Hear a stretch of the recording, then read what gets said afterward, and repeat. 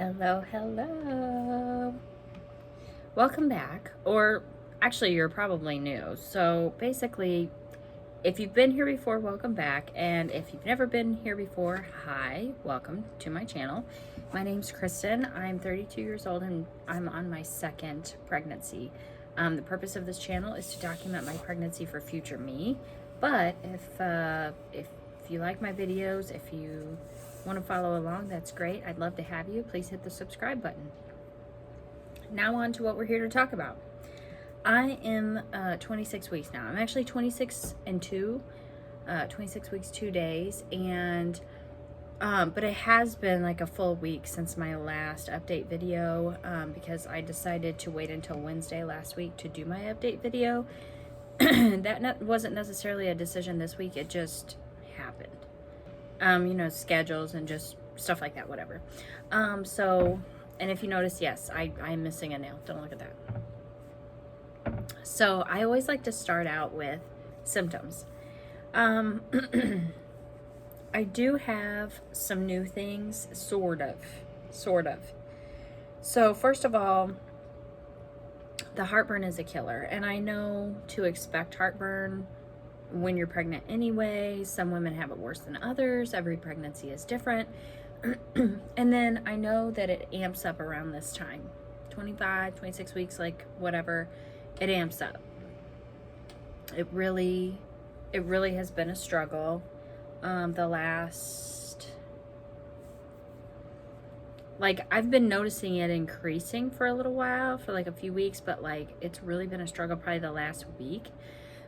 It has now resulted in my first and only time thus far in this pregnancy of me throwing up, because it turned acid reflux. It wasn't just heartburn, it was also turned acid reflux one night, which created sickness. It wasn't just like acid reflux either, it was like a whole thing. But what I will say that turned into was nausea, like sometimes like tremendous nausea.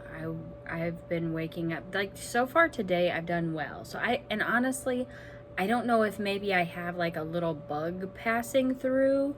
I don't have a lot of like symptoms of things or anything consistent enough for me to say, oh my gosh, I'm sick or anything. So, and like you hear like congestion and what I have going on here, literally I'm congested in pregnancy. Like I just have that. I'm a person who has sinus issues, and then also I get like this after I eat, and I just had a little snack for my lunch, so that's what's going on. So, but it's just like the queasiness, the nauseousness, and it's like sometimes food helps. Like when I wake up in the morning and I'm nauseous and I have a piece of toast for breakfast or whatever, that settles my stomach. But if I eat like too much or the wrong things, or I don't know, sometimes food just makes me sick again, but in a different way than it did in early pregnancy. And it's just really crazy. So today I'm trying to make a better effort at just eating more frequently, like more like snacking and just eating more frequently. So I just, like I said, I finished my quote unquote like lunch. It's a little after 1. I did not have a big lunch. It also was not very healthy, which kind of sucks, but this is actually the 3rd time I've eaten today.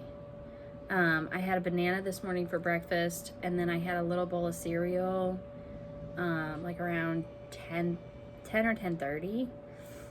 And then I just had my little snack, and then I'm like, okay, so there's that. So I'm gonna try to do a decent dinner and have vegetables and stuff like that, but like I'm planning on eating again between now and dinner, so that, and then maybe just eat like very little at dinner. So yeah, it's crazy, and I'm like, I don't know how to manage this, and it's like to the point where like I literally don't want to eat. I don't want to eat. Like it's just made me sick, and I'm like, I don't want to deal with it. So that's kind of unfortunate. That's really the only like new development this week that I can really say. And I'm hoping that it's kind of short-lived. as far as like the severity of it, or that I can like get it under control and manage my eating and get it to a good place, you know? The other thing that I wanted to talk about symptom-wise, I have not talked about it at all, and it's because I'm like remembering things slowly from my pregnancy from before. I've not done as much research this time as I did the first time. And so this isn't something that I have to say like that has developed this week as a symptom. It's definitely not. And even before I did this video, knowing I wanted to talk about it, I didn't even Google it and look up like proper terminology for it or causes or like none of that. But I'm a redhead, okay, right? Hello, I'm a redhead. And so like I'm a person that's gonna get freckles anyway.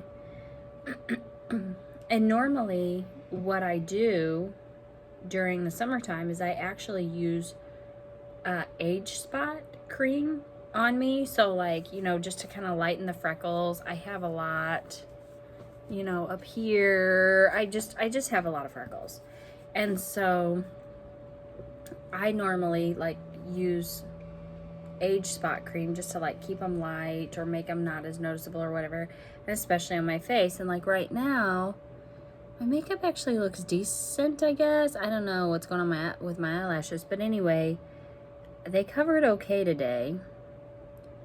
And with this lighting, I guess. But honestly, my face is like a train wreck. My face is so, like, it's not just like the cute wispy freckles.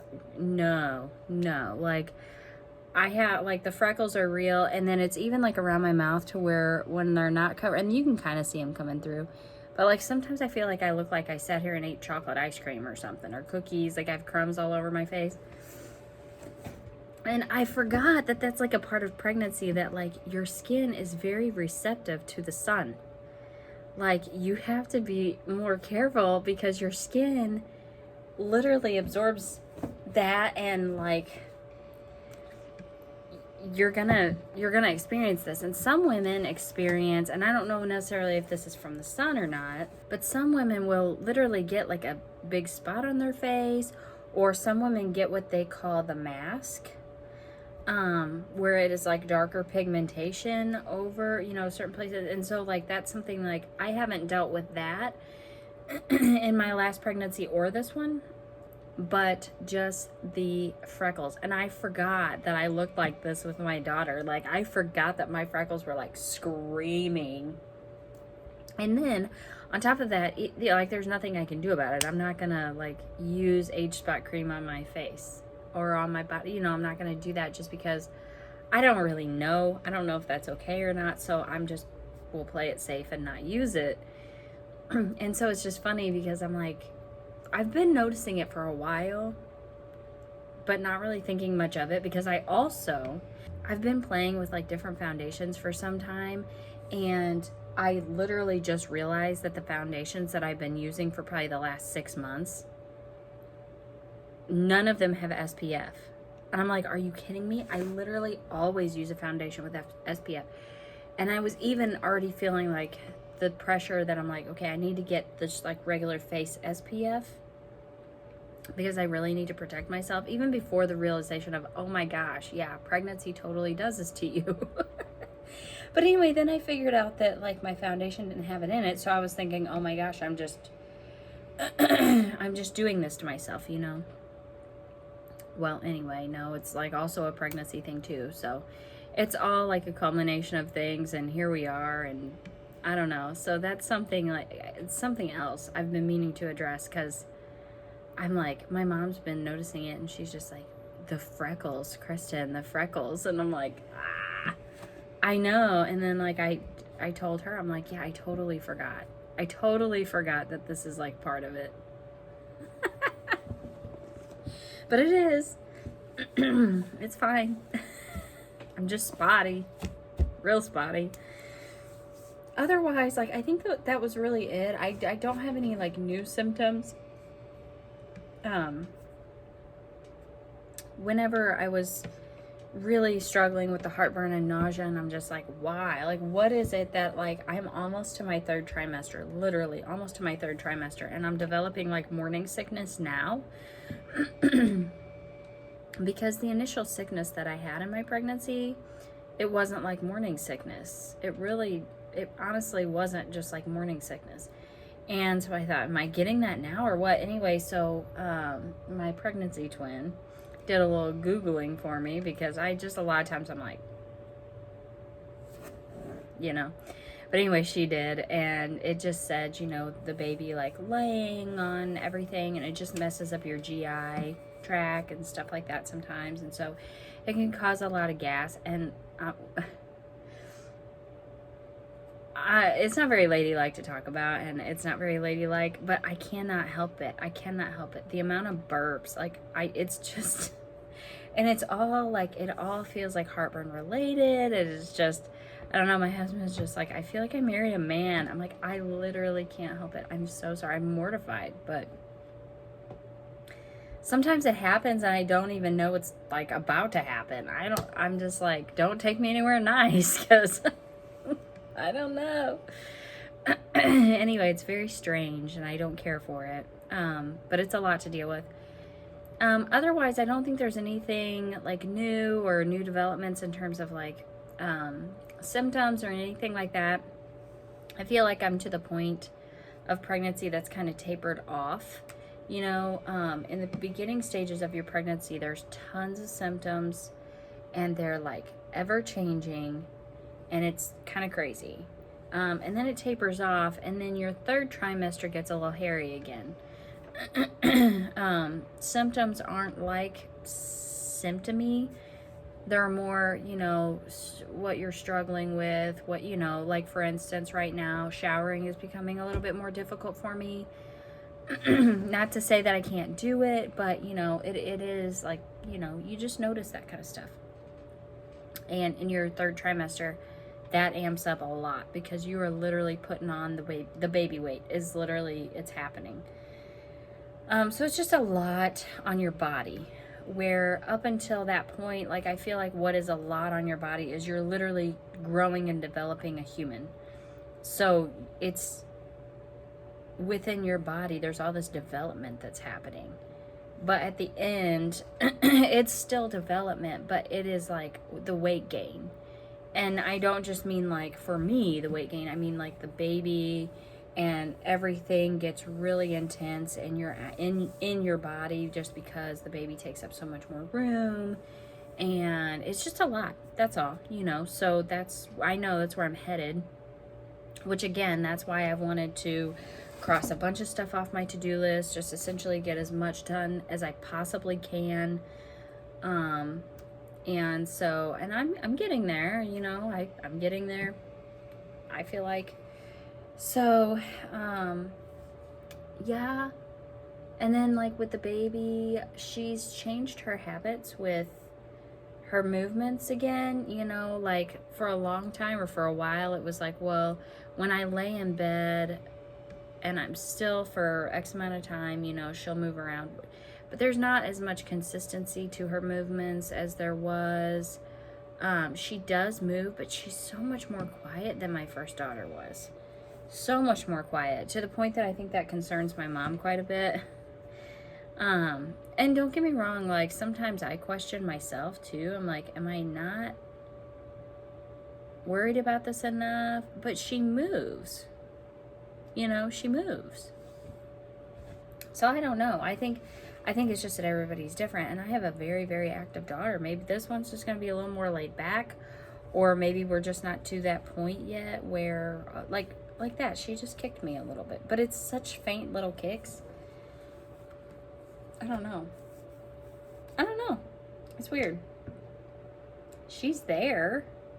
She's definitely there. But it's not like with my daughter that's here with us. Man, she would not let me forget I was pregnant. Holy cow. And I'm not saying you don't ever forget you're pregnant. You don't. But I'm just saying, like, as far as her being there, sometimes I'm just kind of like, you there? You good? Where with my daughter that's 2, oh my gosh, no. She never made me question it. I had this one time, where, like, for 2 days in a row, I called the doctor because I was like, I don't know what's wrong. She's only kicking me about 10 to 20 times a day. And, like, they were donkey kicks. They were powerful. But I'm like, I don't know if she's getting, like, lethargic or what the deal was. Because literally all the other times it was just like, I mean, I had a circus going on in there. And this time it's not like that. It's just kind of like, we're just like, we're vibing. We're doing work. She's just hanging out with me. That's what it feels like. It's just like, hey, I'm here. I don't know. So that's kind of cool. Really, I guess that's my only 26-week update. I have other things that I could talk about and stuff like that, obviously, but I think that's really the only update. I'm pretty sure tiredness is still here. I guess that's just life. Yeah, I don't think there was anything else. Let's do a bump date. I haven't taken my bump date, my 26-week picture yet, but I'm gonna do that. And I'm also gonna take care of my aloe vera plant. I promise. I think I made the phone really crooked, but anyway, there it is. Me and my mom are wondering if I've dropped a little bit, because it felt like she was really high, but this is still here. You know, and it's not like she's way down here. I don't really think she's dropped, but my belly kind of looks like it's dropped a little bit. My mom said I looked smaller this morning when I dropped my daughter off, but some of that I do think has to do with what I wear and different things like that. I don't know. Or what the diet was. Like, I didn't eat a big meal last night. I just couldn't. I literally could not. So, but anyway, I don't know. If you're following along, cast your vote. Do you think I look smaller? I don't think I look smaller. But anyway, so I think that was it for the update. Let's talk about like a few overall things. Me and my husband, I guess, have, in my opinion, a very busy couple weeks ahead of us. And I gotta be honest with you, I don't even wanna face the next couple weeks. So there's nothing really baby related for the rest of this week or next week. Father's Day, I gotta plan something for Father's Day. Okay, but the following week, so today is June 15th. So 2 weeks from now, I think it'll probably be either the 28th or 29th, June 28th or 29th, will be my glucose test and CBC. And I do think I've touched on this in other videos. And then on July 1st, it got moved. That's a whole story. I don't know if I talked about that. But anyway, it got moved. But on July 1st, then I will go and have my next doctor's appointment and RhoGAM shot. And again, if you don't know what a RhoGAM shot is, if you are pregnant and you are of a positive blood type, you do not have to worry about a RhoGAM shot. You don't have to get it. You're good. Like, you'll never probably even hear about it. If you are pregnant and you are of a negative blood type, you will have to, in fact, get the RhoGAM shot. It has to be 72 hours after you get your, I don't know if it's the glucose test or the CBC, but they do that at the same time anyway. So either way, 72 hours within that time, you will go and get your RhoGAM shot. And I haven't done a refresher on all that, exactly what it is, but basically what it has to do with is, in the event that you are a negative blood type, but you're carrying a positive blood type baby, that is of concern. You know, your body is going to try to like fight that off more. And I don't really know. Like, I'm not even going to sit here and try to pretend like I'm going to explain it to you, but it's something to do with that. Okay. And then once your baby is born, they will type your baby's blood. And if the baby is negative, nothing else happens. You're like, nothing else happens. But once the baby is born and they type the baby's blood and you're a negative blood type and the baby's a positive blood type, you would both receive a shot at that time. My daughter's negative blood type, so I didn't have to do that before. I'm not going to try to explain it to you. I'm not a doctor. I'm not anything like that. But that is the fact of it. Okay. So that's kind of how that works. I am a little bit nervous about my glucose test. With my daughter, I failed the first one, and I had to go back for the 4-hour test. That 4-hour test, man. That is no joke. And people talk about the drink you have to drink, and there's other alternatives. You could do other stuff too, but people talk about the drink that you have to drink. I'll drink one of those a day if I don't have to have that test. And I say that drink is not good for you. It's just not. Period. But it's not like the taste of it isn't as bad as I was expecting it to be. It just tastes like flat orange soda to me. But a lot of people are like, oh, it's the worst thing I've ever tasted. And all this, I'm like, was it good? No, but it wasn't what I was expecting it to be, you know? But you have to fast, and I forget how long and all that stuff. But you have to fast, and I think you can't even, like, drink water or anything, which I think that is absolutely ridiculous. I don't think I'm going to be able to do that. I think I'm going to have some water. But anyway, so you have to do all this, and then you go in, and they take your blood for the CBC, like it's a full panel. When you first get pregnant, you'll get a full panel, you know, blood draw, whatever, and that's what this is, whatever. They check all kinds of stuff. And then you have to sit in the facility and wait an hour, and then get your blood drawn again, and then they test your sugar levels and stuff. Oh, man, it sucks. And the worst part is, like, I'm hypoglycemic. And so that just means, like, my sugar's not great anyway, you know? I clearly don't process sugar the way that, like, a lot of people do, I guess. Well, I failed, but I barely failed the glucose test the first time. Barely. And I had to go back for the 4-hour one, and that 4-hour one is just no joke. That 4-hour one blows. You go in there, you drink the drink, but it's like a higher sugar content, and you have 5 minutes to drink that too. Like, everything's timed. And then you wait an hour, and then they take your blood. And then you wait an hour, and then they take your blood. And then you wait an hour, and then they take your blood. So you go through this and you do this. You cannot leave the facility for that entire 4-hour time period. The first time I had that, I had it done at the hospital. And my husband and I took cards to play.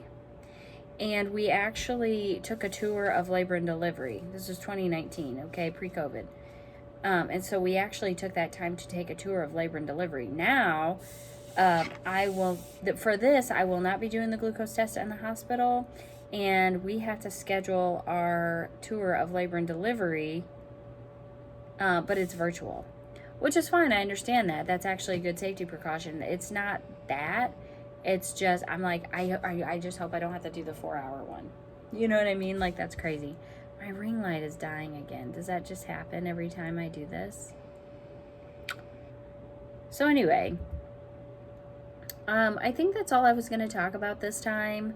That's kind of what I have coming up. I feel like there was something else I wanted to talk about, but I think that's good for now. That's the 26-week update. I'm very excited about being 26 weeks. I am very close to my 3rd trimester. Is that next week? Is it? Yeah, I think it's next week. I'll be in the 3rd trimester. Here we go. It's happening. We're getting closer. I did fill out a birth plan. I want to talk more about that stuff later. I might do a separate video for that. We'll see. So, yeah, I've been trying to do the things. But thank you for joining me. I'm always excited to do an update because I'm always excited for a new week of pregnancy. I just think it's really cool and it's fun. So, that's all for now. Thank you for joining me, and can't wait to do a 27-week update. And that's all for now. Thanks so much. Bye.